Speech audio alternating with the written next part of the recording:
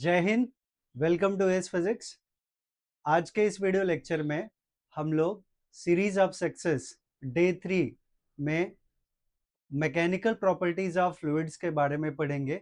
और आज के इस वीडियो लेक्चर में हम लोग मैकेनिकल प्रॉपर्टीज ऑफ फ्लूइड्स में सरफेस टेंशन का एंटायर पार्ट हम कवर करने वाले हैं।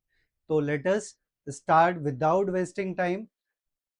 सो एज आई मेंशन, आज इसमें हम लोग सरफेस टेंशन कवर करेंगे। तो सरफेस टेंशन क्या है, हम सबसे पहले उस पॉइंट के बारे में बात करें।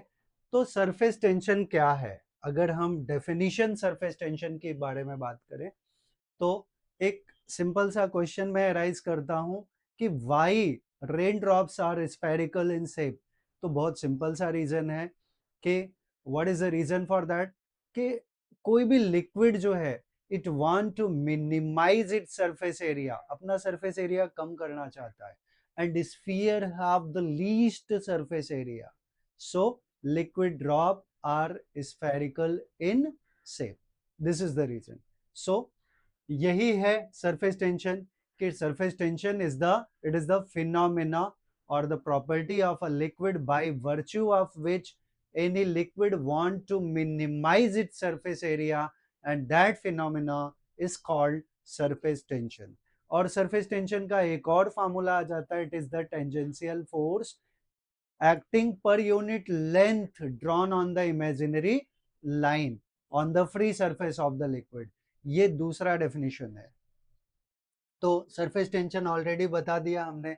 इंटरमॉलिक्यूलर फोर्सेस क्या है, it is the force of attraction between two molecules is called intermolecular forces, right. या intermolecular force of attraction, it is the force of attraction between two molecules, that is intermolecular force of attraction. And intermolecular force of attraction are of two types, one is adhesive, another is cohesive। तो adhesive क्या है, adhesive क्या है, it is the force of attraction between two molecules of same substances, right, sorry, different substances। adhesive है, it is the force of attraction between two molecules to molecules of different substance, of different substances, right। It is what, it is the adhesive force। Cohesive क्या है, नाम से ही clear है, word है यहाँ पे को मतलब सेम, लाइक कोऑर्डिनेट, ऐसे दो एक्स एंड वाई एक्सिस जहां पे मिलते हैं तो उनको कोऑर्डिनेट बोलते हैं हम लोग। तो ऐसे ही कोहेसिव फोर्स, तो यहाँ डिफरेंट के जगह क्या आ जाएगा, सेम सब्सटेंसेस। तो it is the force of attraction between two molecules of same substances। हम इसके एग्जाम्पल याद रख लेंगे तो ज्यादा अच्छा है, ठीक है। एडेसिव का एग्जाम्पल देखिए, फेविकोल के बॉक्स के ऊपर लिखा होता है बेस्ट एडेसिव। तो क्या करता है, दो अलग अलग सरफेसेस को स्टिक करता है, तो एडहेसिव है वो। तो it is the force of attraction between two molecules of different substances.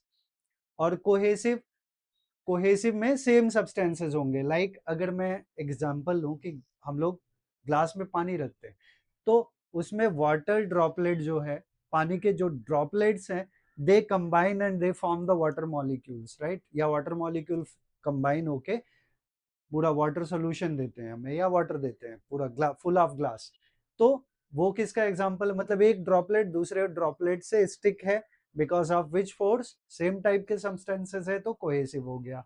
And पानी अगर हम ग्लास से पीते हैं तो few droplets of water stick with the glass surface because of adhesive force, because molecule of water is of different substance and glass is made up of different substance। तो दो different substances के बीच में जो force of attraction होगा वो adhesive होगा। Free surface क्या है? What is the free surface of a liquid? The surface of a liquid, it is the surface of liquid which is in contact with air, in contact with air. Like हमने glass में अगर पानी रखा है, आप इसको बेहतर वे समझिए कि ये कोई ग्लास है और इस ग्लास में हमने पानी रखा है इस लेवल तक, ठीक है, ये पूरा पानी से भरा हुआ है यहाँ तक। तो ये जो ऊपर का फ्री वाला लेवल है, ये वाला surface, this surface is called free surface, ठीक है, फ्री सरफेस। तो देखिए, ड्रॉप का सिर्फ एक सरफेस होगा, बबल का, bubble will have two free surfaces, right. Bubble में अंदर भी एयर रहेगा और बाहर भी एयर रहेगा। अगर मैं बबल का एग्जांपल लूं, ठीक है, तो बबल में दो फ्री सरफेसेस होंगे, अंदर भी एयर है बाहर भी एयर है, तो it will have two free surfaces. अच्छा, इंटरमॉलिक्यूलर फोर्स का डेफिनेशन हमने बता दिया, ये सब बता दिया, ठीक है। तो सरफेस टेंशन का भी डेफिनेशन हमने बता दिया। सरफेस टेंशन का फार्मूला क्या है? Surface tension is defined as it is tangential force acting per unit length. अगर सिंगल फ्री सरफेस है तो F/L, ठीक है, इसको याद रखिएगा। It is the tangential force acting per unit length drawn on an imaginary line on the free surface of liquid. So this is the concept of surface tension. अब surface tension के unit के बारे में बात कर ले तो unit of surface tension क्या होगा? फोर्स का यूनिट क्या है? फोर्स का यूनिट न्यूटन है और लेंथ का मीटर है। तो unit of surface tension is newton per metre. Force का न्यूटन हो गया और इसका metre, so it is newton per metre. I hope इतना पार्ट आप लोगों को समझ में आया। तो अब हम चलेंगे नेक्स्ट पार्ट पे। Next part will have surface tension on the basis of molecular theory, ठीक है, surface tension on the basis of molecular theory. तो क्या है मॉलिक्यूलर थियरी? हम इसमें ये पार्ट एज्यूम कर लेते हैं कि ये कोई कंटेनर है। Try to understood, it is any container और इस कंटेनर में यहां तक लिक्विड भरा हुआ है, liquid is filled till here, right, yes. और यहां पे हम तीन मॉलिक्यूल कंसीडर कर लेते हैं।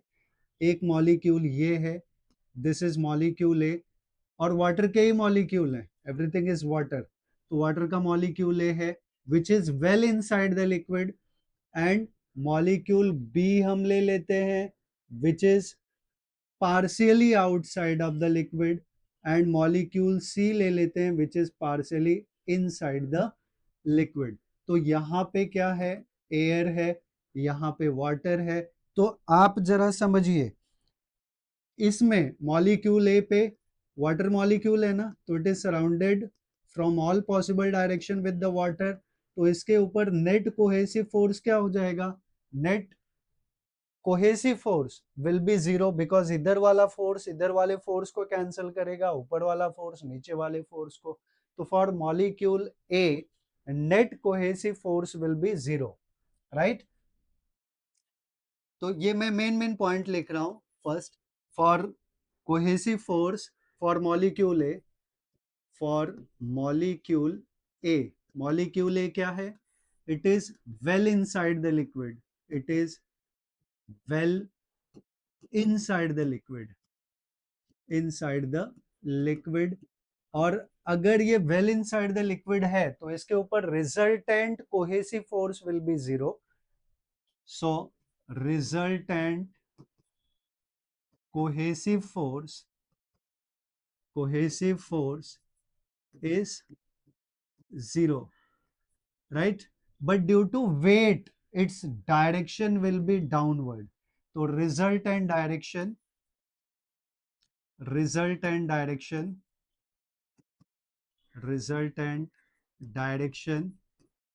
is downward due to its weight, right? ये कीवर्ड है, याद रखिएगा। अभी दूसरा पार्ट हम लोग देख लें। मॉलिक्यूल बी कैसा है? molecule B is partially outside. Molecule B is partially outside. So second is for molecule B. Molecule B कैसा है? It is partially outside. तो वही तीनों पॉइंट हम फिर से लिख दें. इट इज पार्शियली आउटसाइड, थोड़ा ही बाहर है, राइट तो इसके ऊपर कौन सा फोर्स लगेगा वो जरा सोचिए. It is mostly surrounded by the same water molecule. तो इसके ऊपर cohesive force will be greater than adhesive force. FC cohesive is greater then FA. FA stands for adhesive force, FC stands for cohesive force. तो इसमें cohesive force will be greater than adhesive force. Adhesive force किसके बीच में लगेगा? Air and this molecule B, right? तो due to weight, its resultant direction will be downward. Due to weight, its resultant direction, due to weight, its resultant direction will be downward. Will be downward, right? मैं entire part कोशिश कर रहा हूं cover करने के लिए. तो इसका भी रिजल्टेंट डायरेक्शन डाउनवर्ड हो गया. अब तीसरा केस हम लोग ले लें फॉर मॉलिक्यूल सी. तीसरा case for molecule C. Molecule C का क्या कंडीशन है? It is partially inside. Partially inside है. तो कीवर्ड्स में लिख देता हूं. It is partially inside. Mostly outside है तो पार्शियली इनसाइड है. पार्शियली इनसाइड है तो कौन सा फोर्स ज्यादा लगेगा? आपको लग रहा होगा कि एडहेसिव ज्यादा होगा as compare to cohesive, but it is wrong. Again in this case cohesive force is greater than adhesive force. क्यों? क्योंकि एयर का पार्ट इसके ज्यादा कांटेक्ट में, इसलिए आप लोग को कंफ्यूजन हो रहा होगा. बट सोचिए एयर का density is very very less या very very less as compare to density of water. तो कोहेसिव, आपको फिर से समझा दो, कोहेसिव कोहेसिव किसके बीच में लग रहा है? ये तीनों मॉलिक्यूल जो ना ए बी सी वो वाटर के मॉलिक्यूल हैं और ये वाटर मॉलिक्यूल से ही भरा हुआ है कंटेनर. तो between water and water molecule कौन सा फोर्स लग रहा है? कोहेसिव लग रहा है.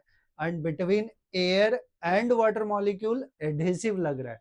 तो एयर का density is very less, right, as compare to density of water. तो cohesive force will be greater than adhesive force and resultant direction is downward या will be लिख सकते हैं downward, right? तो आई होप इतना part आप लोगों को समझ में आ गया.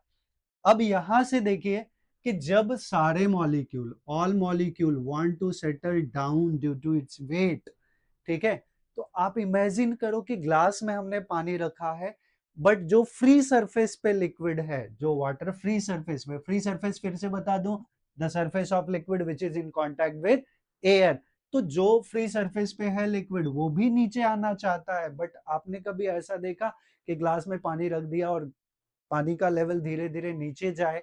नहीं होता. क्यों? बिकॉज होना तो चाहिए ना कि those molecule which are at the free surface they want to settle down, but it doesn't happen. Why? because water की टेंडेंसी है. मैंने आपको स्टार्टिंग में बताया सरफेस टेंशन की फिनोमेना क्या है.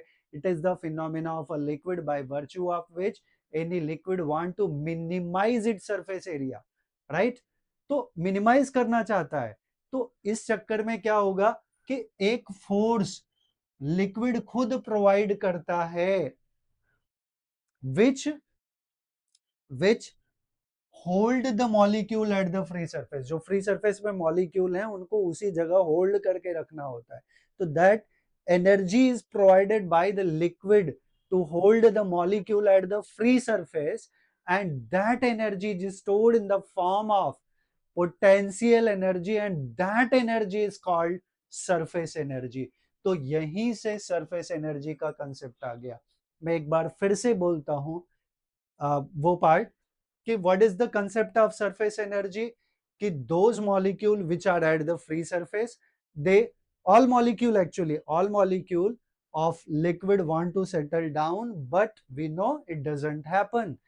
It means there is some energy provided by the liquid to hold the molecule at the free surface, and that energy is stored in the form of potential energy, which is called surface energy. तो surface energy का concept यहीं से आया है, surface energy, right?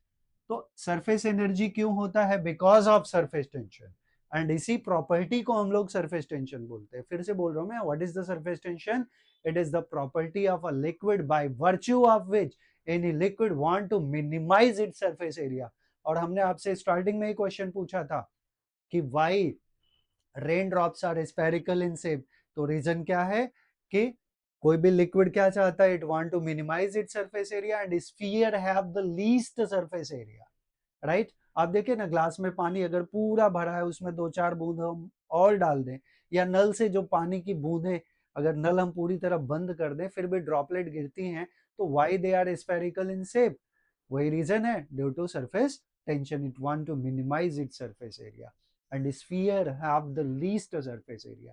So this is the concept of surface energy का concept है. तो surface tension on the basis of molecular theory, ये हमने in short explain किया. in short नहीं, actually ये detailed form है, सिर्फ हमने पूरा लिखा नहीं है, because as I mentioned you कि it is kind of revision lecture, ठीक है, right? तो उस हिसाब से हम लोग चल रहे हैं, बट आपके कंसेप्ट 100% क्लियर हो जाएंगे, इसकी एश्योरिटी मैं आप लोगों को दे सकता हूं. एंड अब हम चलते हैं नेक्स्ट पार्ट पे.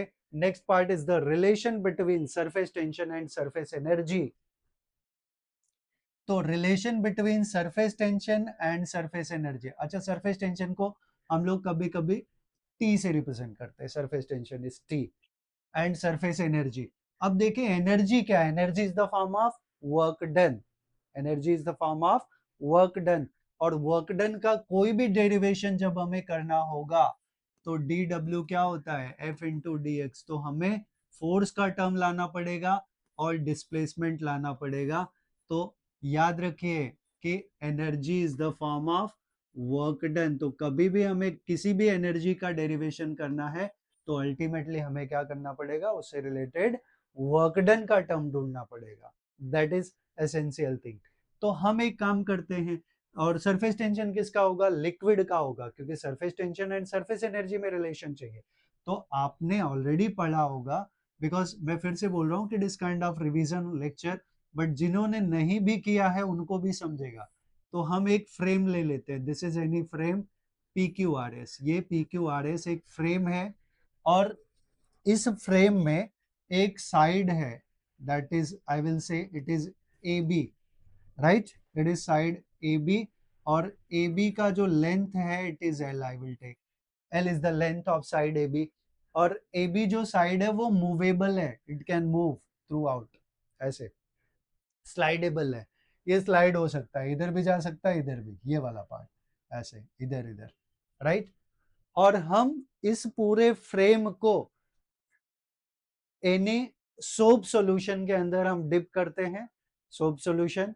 और सोप सॉल्यूशन का सरफेस टेंशन हम क्या ले लेते हैं? T. Let T be the surface tension of soap solution, right? और AB is equals to L है. ये slidable side of frame, right? Frame का. और PQRS एक फ्रेम है. PQRS is the frame, metal frame, या जो भी आप लोग लिख सकते हैं. और यहाँ surface tension of soap solution हमने मेंशन कर दिया. तो आप इमेजिन करो कि जब आप इसको सोप सॉल्यूशन में डिप करके निकालोगे और इस साइड AB को आप ड्रैग करोगे विद द फोर्स, तो ये जो साइड AB है ये कहाँ पे आ जाएगा? मान लो ये आ गया इस पॉइंट पे, and this point is A dash B dash, right? तो इतना पार्ट तो हमारा डिस्प्लेसमेंट हो गया ना, जिसको हम लोग dx से रिप्रेजेंट कर लेंगे, dx with the displacement. Fine, इतना पार्ट समझ में आया। तो this become the increase in surface area, ये पूरा इतना सरफेस एरिया इंक्रीज हो गया, तो जिसको हम लोग नाम दे देंगे DA. DA is the increase in surface area. तो यहाँ पे हमें क्या क्या चाहिए, हमें फोर्स चाहिए, डिस्प्लेसमेंट का टर्म हमें चाहिए था, तो हमने अप्लाई कर दिया यहाँ पे कि dx इज द डिस्प्लेसमेंट। यहाँ पे वो भी मेंशन कर दें कि dx is the displacement, right, in the frame. ये डिस्प्लेसमेंट हो गया। तो अब देखें, since since work done dw is f into dx, ये टर्म पता है। अच्छा, अभी फोर्स का टर्म लाना है, फोर्स का। तो by definition of surface tension का डेफिनेशन जो है, उसके हिसाब से हम लोग क्या बोल सकते हैं, हम लोग बोल सकते हैं, ओके ठीक है, तो सिंस चाहिए, ओके, हमें क्या चाहिए, वर्क डन हमने निकालना है एफ इंटू डी एक्स है, बट हमें क्या चाहिए, फोर्स चाहिए। तो by definition of surface tension, since surface tension T is equals to F by 2l। यहाँ 2l क्यों लिख रहा हूं, क्योंकि हमने बताया ये फ्रेम है, तो फ्रेम के ऊपर क्या बनेगा, एक फिल्म बन जाएगा। जब फ्रेम को हम सोप सॉल्यूशन में डिप करेंगे, as will take it out, तो उसके ऊपर एक फिल्म बन जाएगा। और वो फिल्म क्या है, उस फिल्म है ना, तो उसके दो फ्री सरफेसेस होंगे। फिल्म मतलब पतला सा लेयर, मेम्ब्रेन। तो फ्रंट में भी एयर है, उसके बैक साइड में भी एयर है, तो it having two free surfaces. इसके लिए हम लोग लेंथ में क्या यूज कर रहे हैं, 2l। तो यहां मैं लिख सकता हूं कि 2l for two free surfaces, free surfaces, right. So हमें फोर्स क्या मिल गया, फोर्स चाहिए ना यहाँ के लिए, तो force will be T into 2l। This part we will take it as equation number 1। So work done D W क्या मिला हमें, एफ का वैल्यू हम डाल दें, T into 2l into D X, right. अब टी को एज इट इज रहने दें, 2l इंटू डी एक्स क्या हो गया, length into breadth, 2l into, ये 2l है, एंड दिस इज dx। तो ये क्या मिल गया, increase in surface area, that is dA। So I can write it t into dA, since dA is 2l into dx, that is increase in surface area. So this work done is stored in the form of surface energy. This work done is stored in the form of surface energy. तो final relation हमें मिल गया, surface energy is equals to, T क्या है, surface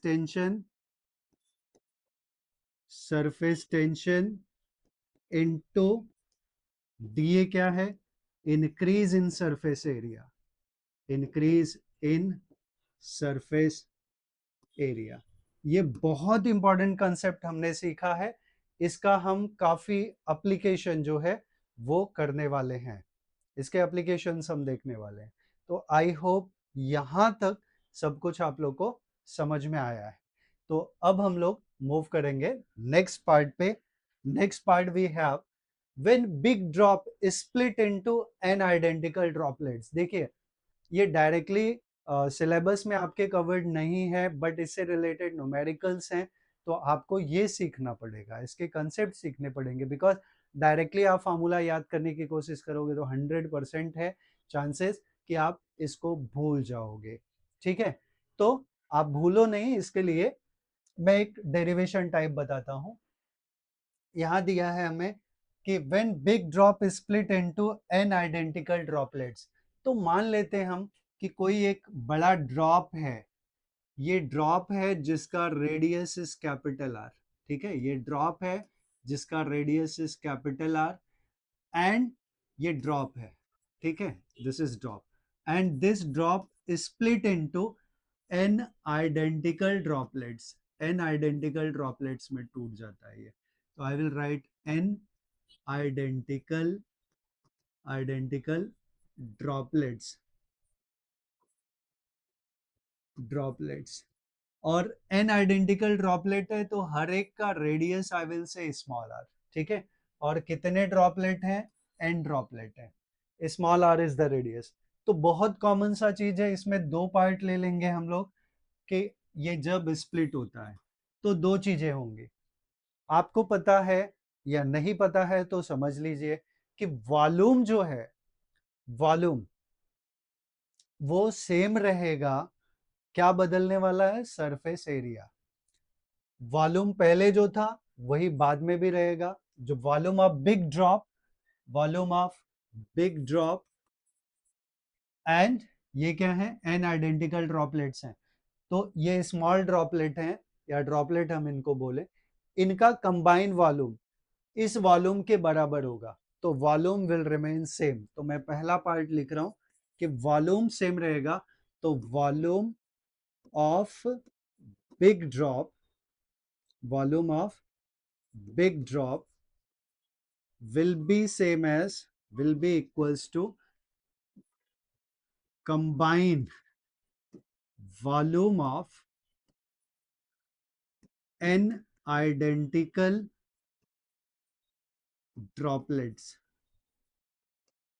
droplets। Fine.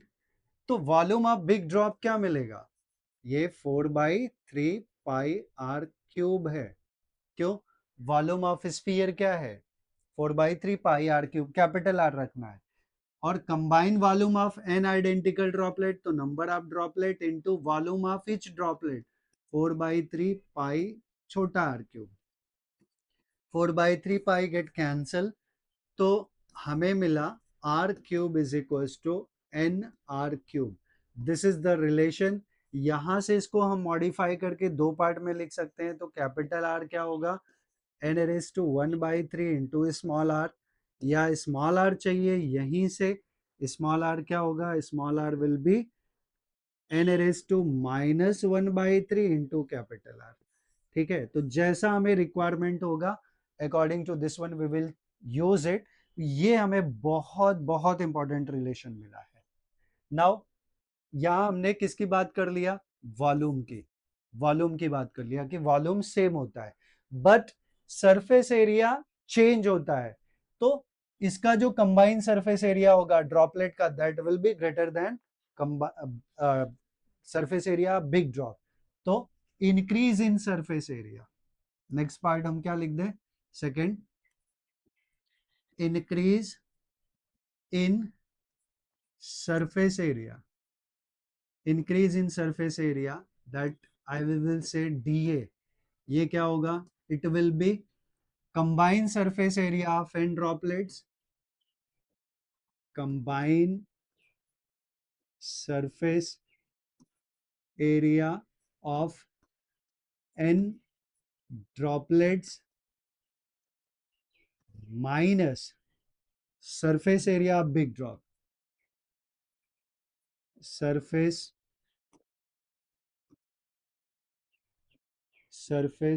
area of big drop,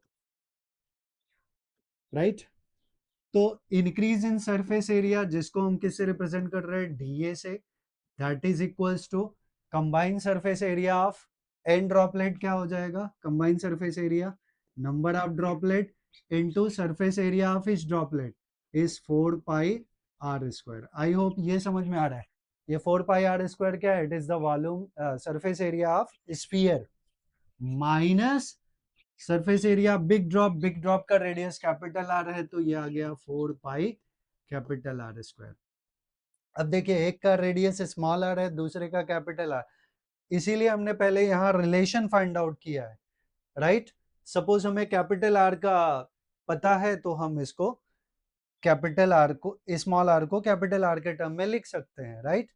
तो small are को capital R के term में अगर लिखें हम तो हमें क्या मिलेगा? n इंटू 4πr² है, बट r क्या है? r is n raise to -1/3 into capital R का स्क्वायर -4πr²। सो ओवरऑल अब हम यहां देखें तो 4πr² आर स्क्वायर कॉमन हो गया, 4 पाई r स्क्वायर, बचा क्या, n into N raise to -2/3, square किया ना, माइनस आर स्क्वायर तो ऑलरेडी ले लिया, यहाँ से पूरा ले लिया, तो यहाँ क्या बचा, 1 बचा। अब ये पावर 1 -2/3 कितना होगा, 1/3। तो डीए हमें मिल गया, डीए हमें मिल गया 4 पाई r square n raised to 1/3 -1. This is DA, increase in surface area, right? ये बहुत इंपॉर्टेंट स्टेप मिला है, ये इंक्रीज इन सरफेस एरिया मिल गया। तो हमें पता है, मैं फिर से लिख देता हूं कि we have DA increase in surface area is 4 pi r square n raised to 1/3 -1. This is increase in surface area. But work done क्या होगा, वर्क डन हमने क्या पढ़ा था पीछे कि when big drop split into N identical droplet, तो work done during that one क्या होगा, वर्क डन हमें फाइंड आउट करना है।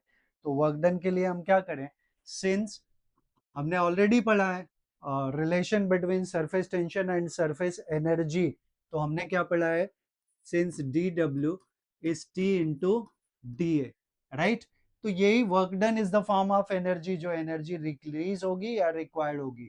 तो D W will be T into d ए, क्या निकाल चुके हम लोग, 4 पाई r square n raised to 1/3 -1.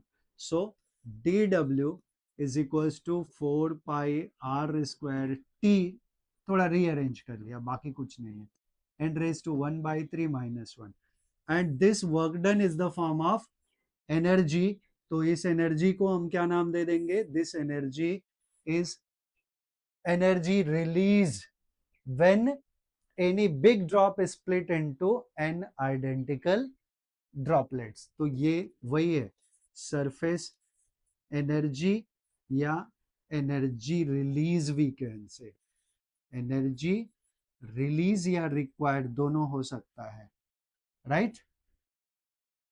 Energy release कब होगा, जब कोई बड़ा ड्रॉपलेट स्मॉल ड्रॉपलेट में ब्रेक होगा, और एनर्जी रिक्वायर्ड कब होगा, when an identical droplets combine and they form big drop, right. तो भी फार्मूला यही रहेगा, फार्मूला ये रहेगा। तो एक तो ये इंपॉर्टेंट है, और दूसरा हमने जो रिलेशन अभी रेडियस का निकाला था, क्या था कि small R was n raised to 1/3 into capital R। एक ये रिलेशन आपका बहुत इंपॉर्टेंट है, यस। तो ये चीजें हमें अच्छे से पता होने चाहिए, दोनों रिलेशंस, राइट। इस पे बहुत न्यूमेरिकल्स बनते हैं, इवन कॉम्पिटिटिव एग्जाम्स में भी ये पार्ट बहुत बहुत इंपॉर्टेंट है। तो अब हम लोग चलेंगे नेक्स्ट पार्ट पे। Next we have angle of contact. Angle of contact क्या होता है, तो आपने ऑब्जर्व किया होगा कि अगर हम किसी कंटेनर को, लिक्विड कंटेनर के अंदर लिक्विड भर के रखते हैं, तो it appear like this way, right. यहाँ पार्ट थोड़ा सा ऊपर ऐसे उठा होता है, यस, ये पूरा लिक्विड भरा हुआ है, fine, yes, this is any liquid. तो एंगल ऑफ कांटेक्ट हम डिफाइन कैसे करेंगे, ये जो कॉन्वेक्स कॉनकेव सरफेस बन गया है ना, यहाँ पे हम एक टेंजेंट ड्रॉ करें, this is the tangent, yes. तो ये जो एंगल है, this angle is called angle of contact. ये वाटर और ग्लास का केस है, राइट, वाटर एंड ग्लास का केस है। दूसरा ऐसा ही हम लोग दूसरा कुछ और ले सकते हैं, लाइक आई विल से कि एक मर्क्यूरी और ग्लास का केस लेंगे, मर्क्यूरी एंड ग्लास का। तो जब हम मर्क्यूरी इसमें फिल करेंगे, तो mercury makes this kind of meniscus, right, ऐसा मेनिस्कस बनाता है, ये मर्क्यूरी है, Hg I am writing, end of course this is glass. तो मर्क्यूरी ग्लास कैसा मेनिस्कस बनाते हैं, convex, right, this is convex meniscus and this is concave meniscus. इसको क्या बोलते हैं, कॉनकेव मेनिस्कस, राइट। ये कॉन्वेक्स मेनिस्कस है, कॉन्वेक्स मेनिस्कस, और ये क्या है, कॉनकेव मेनिस्कस, राइट। अब यहां एंगल ऑफ कांटेक्ट हम कैसे डिफाइन कर लें, ये फ्री सरफेस है मर्क्यूरी का, ऐसा कुछ। तो ये फ्री सरफेस से जब हम टेंजेंट ड्रॉ करेंगे तो it gives the direction of surface tension. And ये वाला जो एंगल है, this is called angle of contact. तो what is the angle of contact? अच्छा, एंगल ऑफ कांटेक्ट क्या हो गया, मैं डेफिनेशन लिख देता हूं। It is the angle between tangent drawn to the free surface of liquid and solid surface। एक कीवर्ड है well inside the liquid, well inside the liquid, well inside the liquid, this is the key point, well inside the liquid. ठीक है, अंदर की तरफ। नहीं तो आप सोचिए ना, हमने यहाँ लिखा है tangent drawn to the free surface of the liquid, तो ये टेंजेंट हो गया, ये टेंजेंट हो गया, एंड द सॉलिड सरफेस। तो सॉलिड सरफेस टेंजेंट ये है और सॉलिड सरफेस तो ये भी है ना, ये है सॉलिड सरफेस। तो ये भी एंगल ऑफ कांटेक्ट हो सकता है, लेकिन हम नहीं लिखेंगे क्योंकि it should be well inside the liquid, this is the catch, whatever you have to remember. इसलिए ये पार्ट लिखना बहुत जरूरी है, वेल इनसाइड द लिक्विड। तो I hope this part is so clear, angle of contact हो गया। तो for water and glass, water and glass के लिए एंगल ऑफ कांटेक्ट कैसा बन रहा है? For water glass pair, water glass pair के लिए एंगल ऑफ कांटेक्ट जो कि थीटा है, इट इज एक्यूट एंगल। कैसा बन रहा है? Acute angle, right, is acute angle. Theta is कर देते, थीटा इक्वल्स टू नहीं, theta is acute angle. And for mercury and glass, Hg and glass pair, इसके लिए थीटा क्या बन रहा है? ऑब्ट्यूज बन रहा है, ग्रेटर देन 90 डिग्री ना। यस, तो एंगल ऑफ कांटेक्ट क्या हुआ? Obtuse angle. आई होप ये पार्ट समझ में आया। ठीक, तो this part is the angle of contact, right. तो इसका एक्सप्लेनेशन भी समझ में आया आपको। एंगल ऑफ कांटेक्ट अगर एक्यूट हुआ तो कॉन्केव मेनिस्कस बनेगा, अगर ऑब्ट्यूज हुआ तो कॉन्वेक्स बनेगा, और अगर प्योर वाटर है तो it will be different, right. Pure water के लिए 90 डिग्री होगा एंगल ऑफ कांटेक्ट। तो ये सब चीजें हमें ध्यान में रखना है। तो now will move on the next part. Next part we have shape of liquid drop, shape of liquid drop. तो अब तक जो कुछ हमने पढ़ा है उसके बेसिस पे हम आगे इसको एक्सप्लेन कर सकते हैं कि लिक्विड ड्रॉप। अब मान लीजिए कि ये हमारा एक सॉलिड सरफेस है और इस पे हमने एक लिक्विड ड्रॉप रखा, ड्रॉप है नॉट बबल ना, ड्रॉप, ये ड्रॉप हो गया। तो ड्रॉप जो है वहां से अगर हम एक क्या ले लें, हम ले लेते हैं इस पे ये free surface, sorry free surface पे हम टेंजेंट ड्रॉ करें, तो ये हमने टेंजेंट ड्रॉ कर दिया, ये टेंजेंट हो गया which gives the direction of surface tension. तो इसको अगर हम ध्यान से देखें तो ये जो ड्रॉप है ना, दिस ड्रॉप, ये ड्रॉप, ये एंगल ऑफ कांटेक्ट बनाया थीटा, राइट। तो यहाँ तीन सरफेसेस हैं, ये तो खुद लिक्विड है, लिक्विड ड्रॉप है, ये नीचे क्या है? सॉलिड सरफेस है, ऊपर क्या है? एयर है। तो तीन इंटरफेसेस बन रहे हैं, एक solid liquid, liquid air and air solid, तीन इंटरफेसेस हैं। तो एक इंटरफेस ये है हमारा, इसको हम लोग नाम दे देते हैं T1। क्या नाम दे देते हैं? T1। T1 is the force between liquid and solid interface due to force due to surface tension, हम मेंशन करेंगे। और ये पार्ट हमारा T2 हो गया, और ये पार्ट हमारा T3, या इसको T2 ले लिया हमने और इसको T3 ले लिया।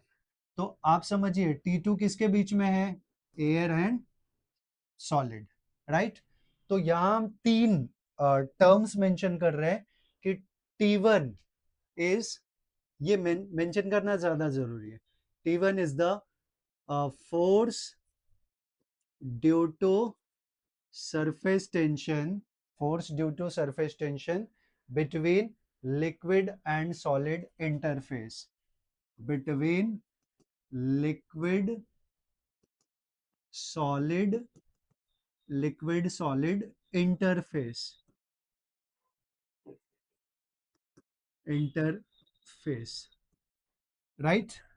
दूसरा T2 क्या है, T2 T2 क्या बताया हमने, between air solid interface, it is the force due to surface tension between air solid interface, air solid interface, right। और T3 क्या है, what is T3, T3 is the force due to surface tension between T3 हम बात कर रहे हैं ना, air liquid interface, air liquid interface, correct. तो हम क्या देख रहे हैं कि हमें पता है कि लिक्विड ड्रॉप अगर हमने किसी सॉलिड सरफेस पे रख दिया ना, तो वहां पे वो एट इक्विलिब्रियम पड़ा रहता है, ऐसा तो नहीं है ना कि पूरा का पूरा ऐसे वाइड हो जाता है, नहीं, वो जैसे है वैसे ही पड़ा रहता है। हाँ, ऐसा नहीं बोल सकते कि सर सुबह से शाम तक क्या होगा, तो of course it will dry, right, but we don't have to discuss that condition. तो अगर वो एग्जिस्ट कर रहा है means that is at equilibrium, तो net forces acting on this one will be zero, right. तो हम एक काम करते हैं, हम T3 को रिजॉल्व कर लेते हैं, T3 को क्या कर रहे हैं, रिजॉल्व कर लें। तो T3 को रिजॉल्व करेंगे तो ये वाला कंपोनेंट क्या आएगा, देखिए ये थीटा है ना, तो ये वाला कंपोनेंट cos थीटा आ गया, तो T3 cos थीटा, और इसके परपेंडिकुलर वाला component T3 sin theta, right. But T3 sin theta का हमको कुछ नहीं करना है, क्यों कुछ नहीं करना है, because it is in between air and air, hence it is negligible, air का डेंसिटी बहुत कम होता है तो उसका फोर्स विल बी नेग्लिजिबल। तो हम T3 cos थीटा का कंडीशन ही नहीं दिखाते, ठीक है, T3 सॉरी sin थीटा का, T3 sin थीटा हम नेग्लेक्ट कर लेंगे, यस। तो हमारे पास कितने कंपोनेंट्स बचे, T1 बचा इस डायरेक्शन में, T3 cos थीटा बचा इस डायरेक्शन में, T2 बचा इस डायरेक्शन में, बाकी तो सब रिजॉल्व कर दिया, इसकी कहानी खत्म हो गई। दो फोर्सेस इधर लग रहे हैं, एक फोर्सेस इधर लग रहे हैं। आप सोचिए अगर कोई फोर्स ज्यादा होता, अगर ये इधर का फोर्स ज्यादा होता तो ये लिक्विड इसी दिशा में बह जाता, राइट, या इधर का फोर्स ज्यादा होगा तो इधर बह जाएगा, बट इट डजंट हैपन। इसका मतलब क्या, इधर का फोर्स इधर के फोर्स के बराबर है। तो at equilibrium, at equilibrium, at equilibrium क्या कंडीशन मिल रहा है, I can say T1 plus T3 cos theta is equal to T2। तो हमें एंगल ऑफ कांटेक्ट का टर्म बताना है, तो T3 cos theta will be T2 minus T1, और cos थीटा मिल गया T2 minus T1 by T3, ठीक है। So theta will B cos inverse of that one. अब यहीं से अगर हम डिसाइड करना चाहें कि एक्यूट एंगल के लिए कंडीशन क्या होगी, तो पहला, for acute angle, acute angle, angle of contact जो है एक्यूट हो, तो एक्यूट मतलब लेस देन 90 डिग्री। तो आप देखिए कॉस के, अच्छा इन तीनों में से कोई जीरो नहीं हो सकता, T1 T2 T3 तीनों में से कोई जीरो नहीं हो सकता, बट हमें एक्यूट अगर डिस्कस करना है तो cos acute angle between 0 to 90, 90 से लेस, 0 से बड़ा, दैट इज एक्यूट एंगल। तो एक्यूट एंगल की बात करें तो cos 0 क्या होता है, 1 होता है, और cos 90 क्या होता है, 0 होता है। तो बिटवीन 0 एंड 1 चाहिए positive, but less than 1, positive value चाहिए, लेस देन 1 चाहिए, पॉजिटिव चाहिए, तो न्यूमरेटर शुड बी पॉजिटिव। तो एक कंडीशन मिल गई कि T2 minus T1 must be greater than 0, हमने क्या बताया, पॉजिटिव चाहिए but less than one. Less than one कब मिलेगा, जब T3 बड़ा होगा, किससे, डिनोमिनेटर बड़ा होगा न्यूमरेटर से, तभी उसका वैल्यू लेस देन वन होगा ना। सो T2 minus T1, second condition, T2 minus T1 must be less than T3, या T3 must be greater then T2 minus T1। तो ये कंडीशन हमें एक्यूट के लिए मिल गई। आप ध्यान से सुनेंगे तो कंडीशन समझ में आएगी। For obtuse angle, obtuse angle के लिए, अब आपको पता है cos 180 120 कितना होता है, cos 90 plus 30, cos 90 plus theta is sin theta minus sin theta, तो minus sin 30 minus sin 30 means minus 1/2। तो नेगेटिव 1/2 मतलब 0.5, बट माइनस है तो नेगेटिव बट लेस देन 1। अब ये वैल्यू नेगेटिव चाहिए, तो नेगेटिव चाहिए तो T2 minus T1 must be less than 0। तो T2 माइनस T1, ये पॉजिटिव के लिए कंडीशन था, नेगेटिव के लिए लेस देन 0, और ये वाला तो सेम रहेगा, T2 minus T1 must be less than T3, right, या T3 must be greater then T2 minus T1। अब अगर फॉर 90 डिग्री, 90 डिग्री के लिए आपको पता है cos 90 क्या होता है, cos 90 जीरो, ये पूरा जीरो चाहिए, पूरा जीरो चाहिए। तो जीरो कब आएगा, जब जब T2 minus T1 must be zero, या सीधा सीधा बोल दें हम लोग, T2 minus T1 must be zero, that is T1 must be equals to T2।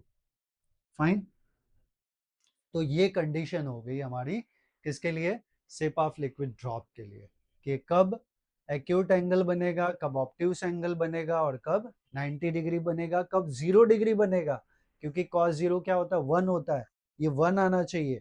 तो वो भी लिख देता हूं मैं कि for 0 degree theta is equals to 0 degree, 0 कब मिलेगा, जब ये cos 0 1 होता है ना, तो इसका पूरा वैल्यू 1 आना चाहिए। 1 कब आएगा, जब this is equals to this.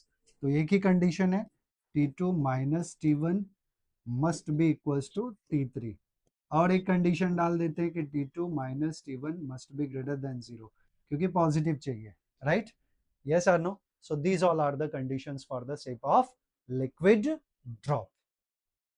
Okay, अब हम चलेंगे नेक्स्ट पार्ट पे।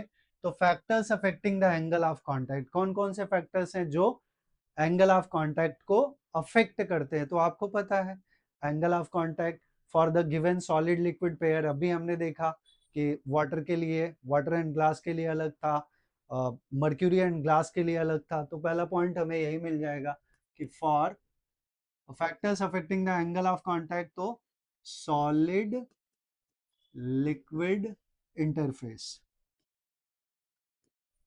सॉलिड लिक्विड पेयर, एक पॉइंट तो ये हो गया कि इन पेयर्स के ऊपर डिपेंड करेगा। दूसरा angle of contact, angle of contact, और कौन से पॉइंट हो सकते हैं आप जरा सोचिए। एंगल ऑफ कांटेक्ट, एक्चुअली ये दोनों कॉन्ट्राडिक्टरी हो गए। और इम्प्योरिटी, इम्प्योरिटी, राइट, इम्प्योरिटी अगर ज्यादा है तो angle of contact will be different, right. और कोई फैक्टर है टेम्परेचर, ये कैसे है मैं आपको बताता हूँ। एक्चुअली एंगल ऑफ कांटेक्ट अगर चेंज होगा तो सरफेस टेंशन बदल जाएगा, राइट।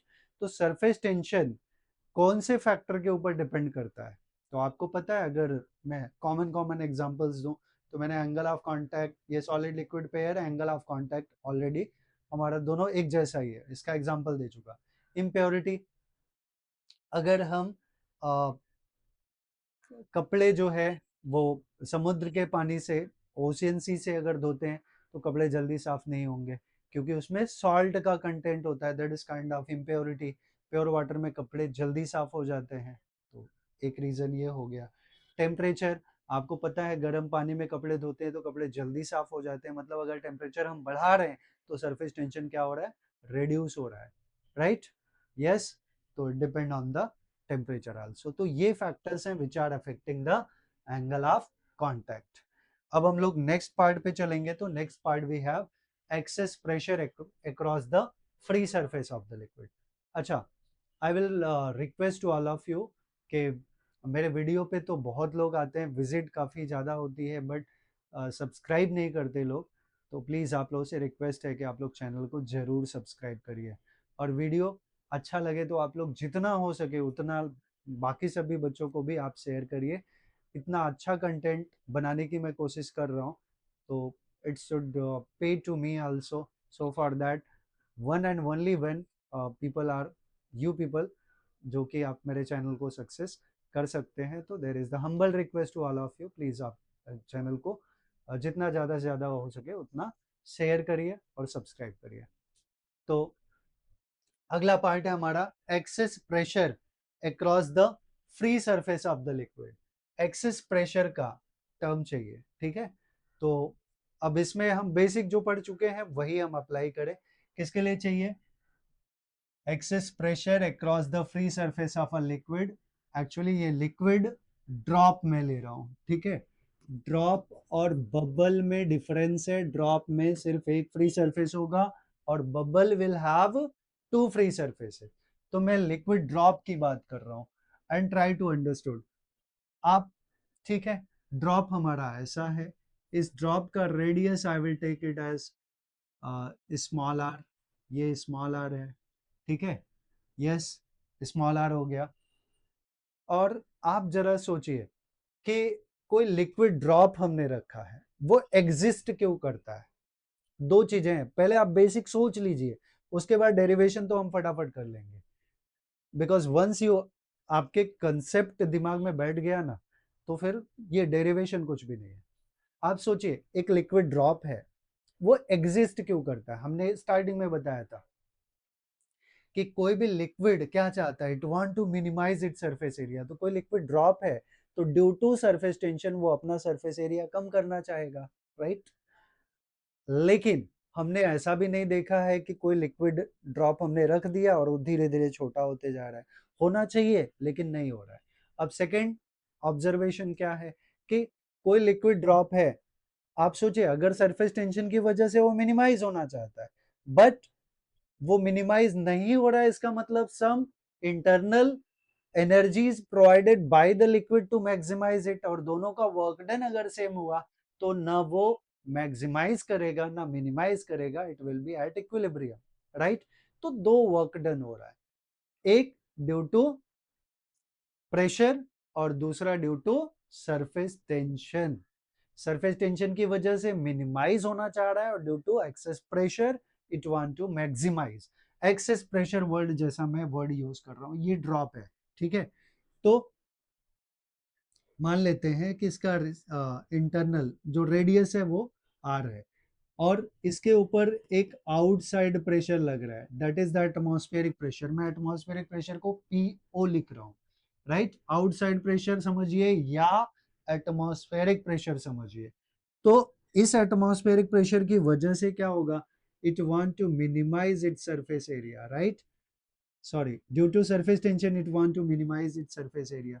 तो अंदर से भी एक प्रेशर लग रहा है, that is P I, internal pressure, right.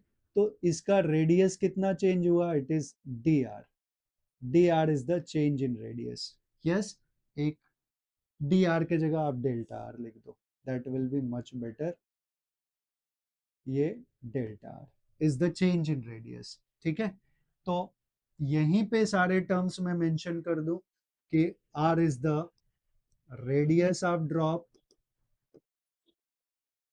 liquid drop, and delta r is the change in radius, change in radius of drop.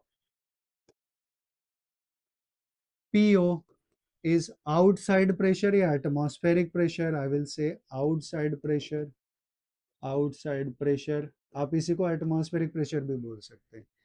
PI is the inner pressure, inner pressure, and T be the surface tension। T क्या होगा, surface tension। T is the surface tension, surface tension। एक और term होगा P I minus PO is excess pressure, excess pressure. कौन सा pressure ज्यादा होगा, जरा आप सोचिए। पी आई ज्यादा होगा कि पीओ, एटमॉस्फेरिक प्रेशर की वजह से it want to minimize, but हमें पता है मिनिमाइज होता नहीं है।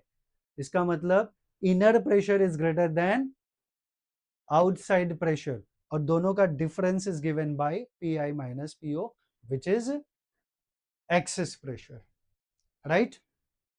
तो हमने क्या बताया, दो वर्क डन अप्लाई हो रहे हैं। पहला वर्क डन मैं इन डिटेल लिख रहा हूं, first point, work done due to surface tension which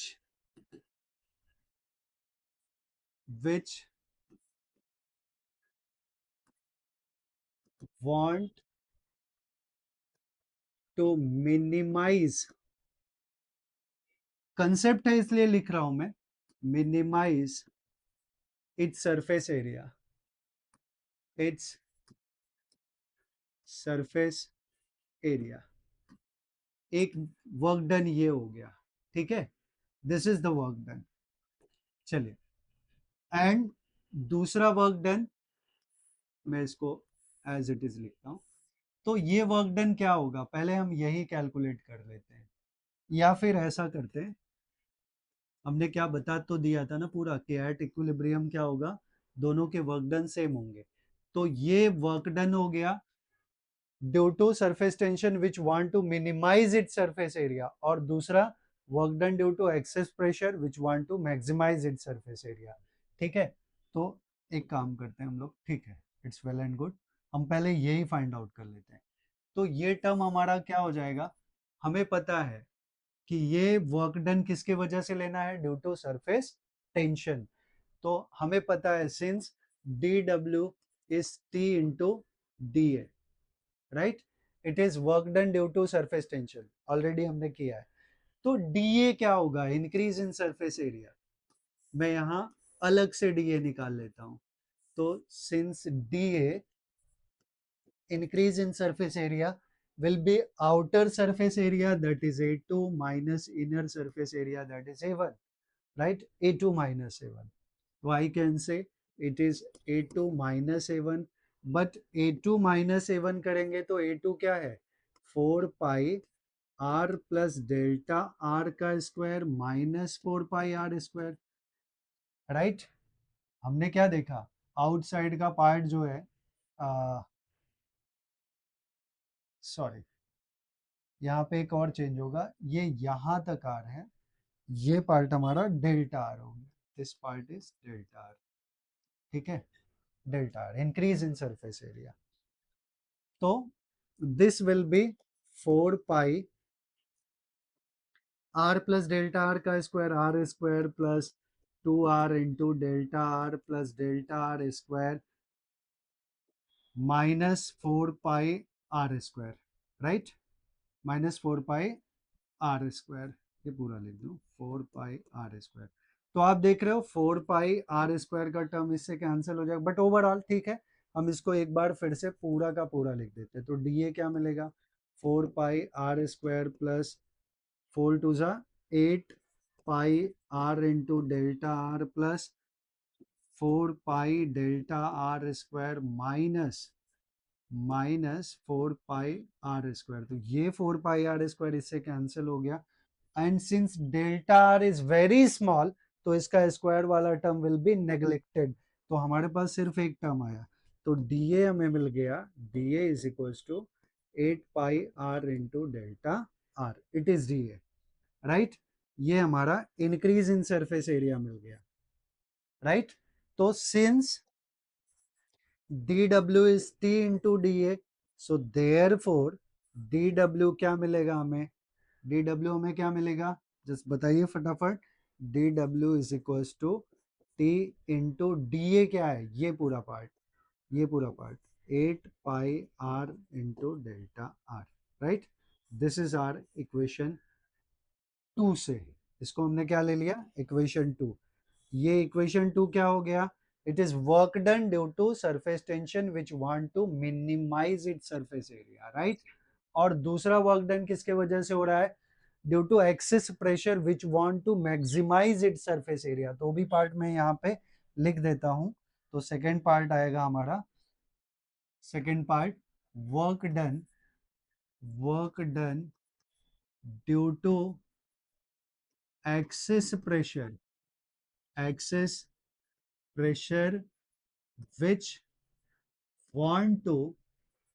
which want to maximize its surface area, maximize its surface area, right ये टर्म क्या मिलेगा, डी डब्ल्यू वर्क डन है ना, force into displacement, yes basically जो हमने पढ़ा, but यहाँ displacement कितना हो रहा है, डी आर ना, increase in radius, that is the displacement. But force क्या होता है, प्रेशर इनटू एरिया, तो प्रेशर क्या है, excess pressure P I minus P O into area क्या है 4 पाई r² इंटू ये वाला डी आर, राइट। तो डी डब्ल्यू हमें क्या मिल गया, it is P I minus P O into 4 pi r² into delta R, this is our equation 3। अब हम बेसिक कंसेप्ट कवर कर चुके, क्या आ गया कि दो वर्क डन हो रहा है इस केस में, एक ड्यू टू सरफेस टेंशन, क्योंकि ये लिक्विड ड्रॉप है, लिक्विड का टेंडेंसी है कि वो अपना सरफेस एरिया मिनिमाइज करना चाहता है due to property of surface tension, तो उसका वर्क डन हमने निकाल लिया, डी डब्ल्यू is equal to T into d A करके, फिर डी ए निकाला तो हमारा आ गया T into 8 pi r into delta r. और दूसरा वर्क डन है due to excess pressure which want to maximize it surface area, but हमें अल्टीमेटली पता है कि लिक्विड ना बढ़ता है ना कम होता है उसका सरफेस एरिया, तो जो है सो वही है, it means that is at equilibrium, और इक्विलिब्रियम पे है तो दोनों के वर्क डन इक्वल है। तो हम यहाँ पे ऐड कर सकते हैं कि since liquid is at equilibrium, liquid is at, yeah, liquid drop is at equilibrium, since drop is at equilibrium, अगर इक्विलिब्रियम पे हुआ तो दोनों के वर्क डन इक्वल होंगे, therefore work done due to surface tension, due to surface tension must be equals to work done due to excess pressure, due to due to excess pressure.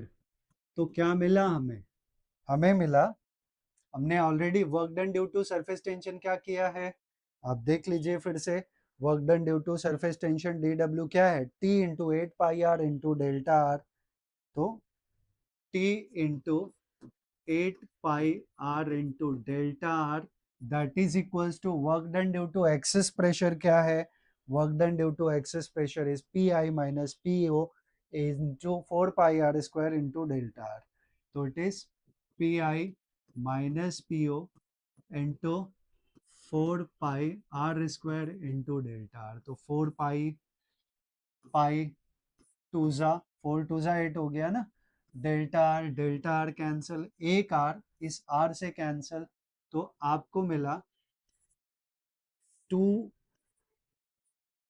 Into are, right, एक are हमने cancel किया है, sorry,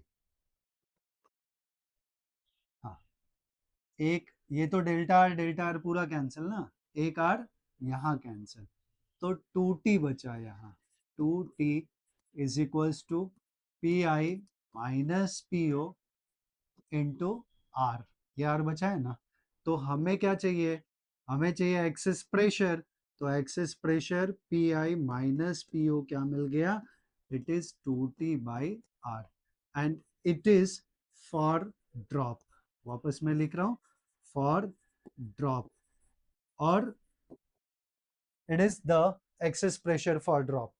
अगर हमें bubble चाहिए कि drop के जगह बबल हो, तो क्या होगा, bubble have double surface area, तो for bubble surface area double, so this will be 2t का 4t/r, तो it will be P I minus P O is equals to 4t/r, right.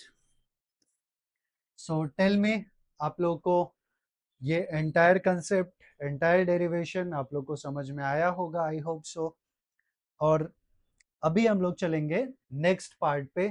तो नेक्स्ट पार्ट है surface tension का, ये last वाला part है, capillary action और capillarity और height of rise liquid in a capillary tube, उसका डेरिवेशन हम लोग करेंगे। तो सबसे पहले कैपिलरी ट्यूब क्या होता है? Capillary tube, any glass tube having very fine hole और bore, that is called capillary tube, right. And capillarity क्या है?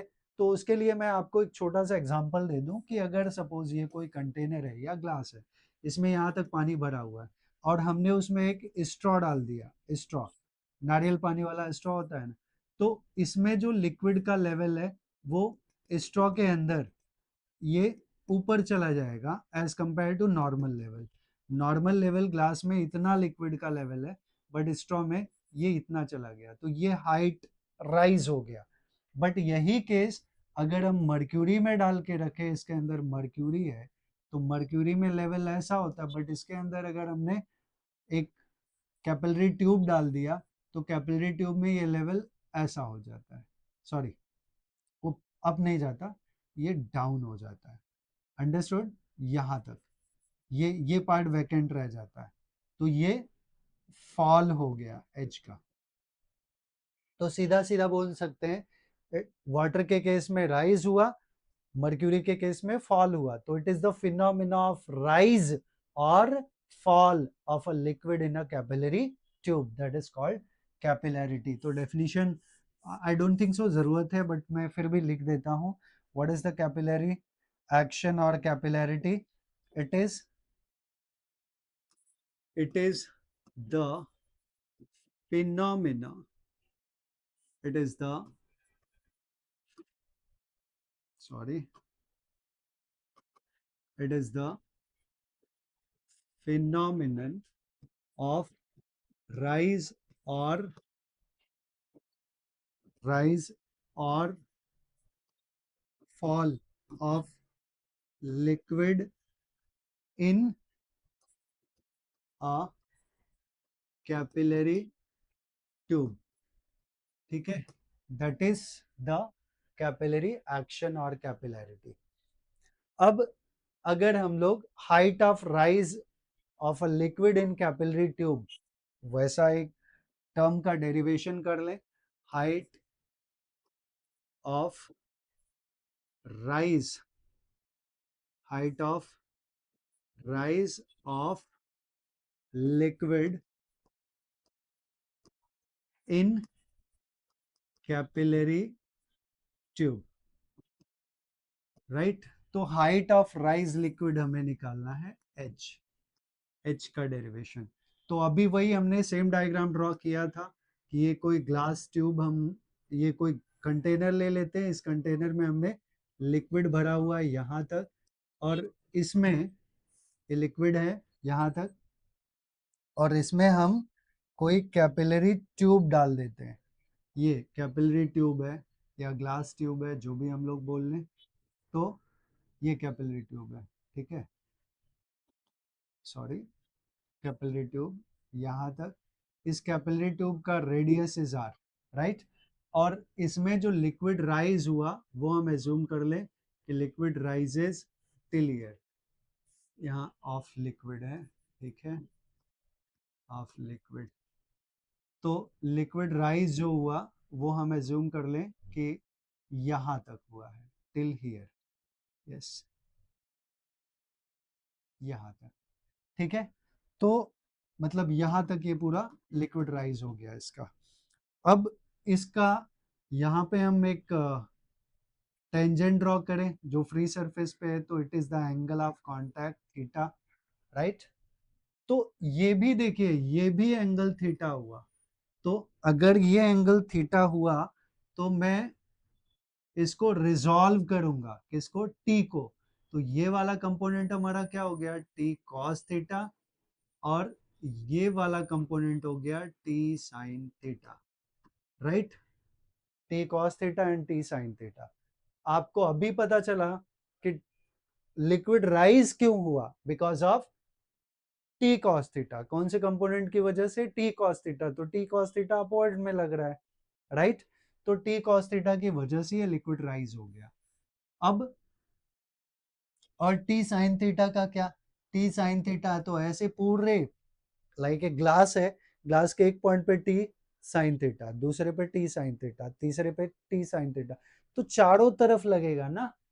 यस, तो टी साइन थीटा के कंपोनेंट्स एक दूसरे को कैंसिल करेंगे, तो ओवरऑल जो अपवर्ड फोर्स आया, अब मैं ऐसे दिखा दूं कि ये जो पार्ट हमने लिया, ये जो पार्ट, ये वाला पार्ट, ठीक है, इस पे टी कॉस थीटा इस डायरेक्शन में, टी कॉस थीटा इधर भी, टी कॉस थीटा इधर भी, टी कॉस थीटा इधर भी, इधर भी, इधर भी, एवरीवेयर टी कॉस थीटा। तो टोटल अपवर्ड फोर्स क्या आ गया? Total upward force, force upward, upward force will be T cos theta कहां तक? इनटू 2 पाई आर, ये आप ध्यान में रखिए, ठीक है? यस, तो जो टोटल अपवर्ड फोर्स है दैट मस्ट, अगर, हाँ, तो हमने ये बताया ना कि लिक्विड क्यों राइज हुआ? Because of component T cos theta.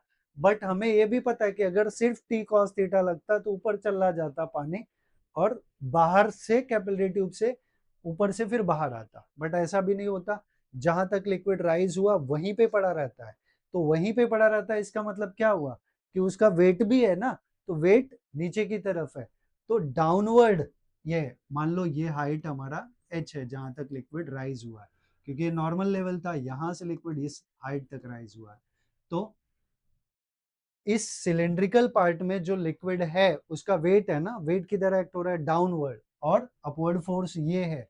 अगर दोनों फोर्सेस इक्वल हो गए देन क्या होगा? That water rise and it will stay at that place, right? तो दो वर्क डन हो रहा है यहां भी, एक कि एट इक्विलिब्रियम, बाकी सब तो मैंने बता दिया, डायरेक्टली मैं लिख देता हूं कि एट इक्विलिब्रियम, नहीं तो ये बता देता हूं मैं कि टोटल, पहला total upward force, upward force, तो फिर से मैं डायग्राम नहीं ड्रॉ करूंगा, total upward force will be what? ये T cos theta upward component into circumference, तो T cos theta into 2 pi R, it is our equation 1। और टोटल डाउनवर्ड फोर्स क्या हुआ? Total downward force, total downward force क्या हुआ? It is downward, downward force is equals to weight of liquid rise, wait of liquid rise, जो liquid इतना rise हुआ है ना उसका टोटल वेट किधर एक्ट होगा? डाउनवर्ड डायरेक्शन में, तो this will be mg, weight of liquid rise, weight mg होता है, तो mass is volume into density, हम डेंसिटी ऑफ वाटर एज्यूम कर लेते हैं रो है, इनटू जी। बट ये जो कैपिलरी ट्यूब है उसका शेप क्या है? इट इज सिलिंड्रिकल, सिलेंडर का वॉल्यूम क्या होता है? पाई आर स्क्वायर एच, तो यहाँ v के जगह हम डाल देंगे pi are square H, volume of cylinder, right, into rho into G, this is our equation 2। तो ये कौन सा फोर्स है? अपवर्ड फोर्स है, और ये कौन सा फोर्स है? डाउनवर्ड फोर्स है। हमें पता है कि एट इक्विलिब्रियम जो टोटल अपवर्ड फोर्स होता है that is equals to downward force, तो हम दोनों को इक्वेट कर लेंगे, तो since liquid is at equilibrium, तो total upward force is equals to total downward force, तो at equilibrium total downward force must be equals to upward force, total upward force।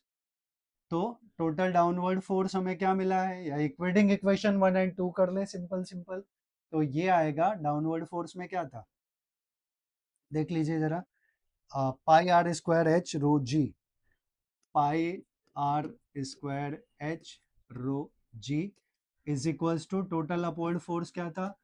T cos theta into 2 pi R, right. तो कुछ terms cancel होंगे, pi will cancel with pi, एक R इस are से cancel, बाकी कुछ नहीं cancel, तो आर एच रो जी, एक आर बचा हुआ है ना, that we have written is equals to 2t cos theta, 2t cos theta. तो हमें हाइट ऑफ लिक्विड राइज चाहिए, तो h will be 2t cos theta by r rho g। This is the expression. अब यहाँ पे आप देखिए कि for a given solid liquid pair, मैं थोड़ा सा ऐड कर रहा हूं कि for given solid liquid pair, solid liquid pair के लिए 2t cos theta by rho g will be constant. क्यों कांस्टेंट होंगे? देखिए, T surface tension solid liquid pair के लिए फिक्स्ड होता है, एंगल ऑफ कांटेक्ट भी फिक्स्ड होता है, rho density of the liquid, तो जो भी डेंसिटी हम, जो भी लिक्विड हम लेंगे उसका डेंसिटी होगा जी। तो ये टर्म्स कांस्टेंट हो गए, तो हमें क्या मिला? हमें सिर्फ वेरिएबल h और r मिले। तो we can say therefore h is inversely proportional to r। So यहां से लिख सकते हैं therefore HR is constant, and अगर ऐसा लिख सकते हैं तो H1R1 is equals to H2R2। कभी कभी इस पे बेस्ड क्वेश्चंस पूछे जाते हैं। ये तो डेफिनेटली सबसे इंपॉर्टेंट पार्ट है। आई होप आप लोगों को सब कुछ समझ में आया। तो इस वीडियो में, in this video I have covered the surface tension part with all derivations and concepts of surface tension within this video, and the rest of part of this chapter, जो कि हमारा चैप्टर है mechanical properties of fluids. तो fluid वाला जो part है, that is the viscosity and various laws, तो वो पार्ट हम लोग नेक्स्ट वीडियो में कवर करेंगे। तो आप लोग वीडियो में बने रहिएगा। अगर आप लोग को वीडियो अच्छा लगा तो प्लीज़ आप वीडियो को लाइक करिए, चैनल को सब्सक्राइब करिए, और जितना ज़्यादा से ज़्यादा हो सकता है उतना वीडियो को शेयर करिए। Thanks for watching this video. Thank you very much.